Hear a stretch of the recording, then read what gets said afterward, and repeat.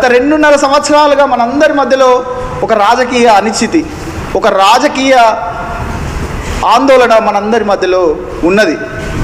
ఎవరైతే కాయ కష్టం చేసుకున్న సమాజం ఎవరైతే ఉన్నారో ఆ సమాజం నుండి, ఆ ప్రజల నుండి వాళ్ళ రక్త మాంసాలని ఆహారంగా తిని, వాళ్ళ రక్తాన్ని తాగి, వాళ్ళ మాంసాలను పంచభక్ష పరమాన్నాలుగా తిన్న ఒక దుర్మార్గుడు ఈ రాష్ట్రంలో ఆర్ఎస్ ప్రవీణ్ కుమార్ గారు.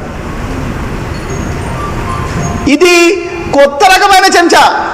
ఇప్పుడు ఏంటంటే ఇదే జెండా, ఇదే ఏనుగు ఈ మనందరి మద్దతు కూడగడుతున్నామంటూనే మనందరినీ ఒక అధాపాతాలనికి తొక్కే అతిపెద్ద ఆధునిక కుట్ర.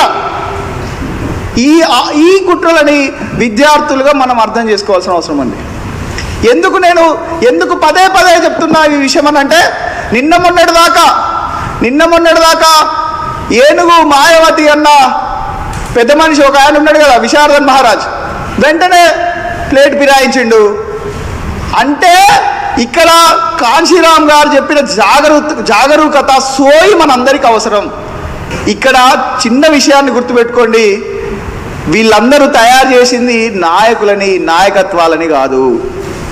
కాంశీరామ్ గారు చెప్పిన నాయకత్వానికి, మీరంటున్న నాయకులకి పూర్తి విరుద్ధ భావాలు, విరుద్ధ అర్థాలు ఉన్నాయి మిత్రులారా.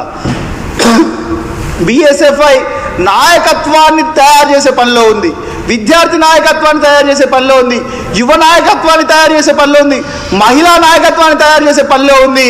ఒక్కొక్క పనిని ఒక పని పూర్తయిన తర్వాత ఇంకో పనిని మొదలుపెట్టే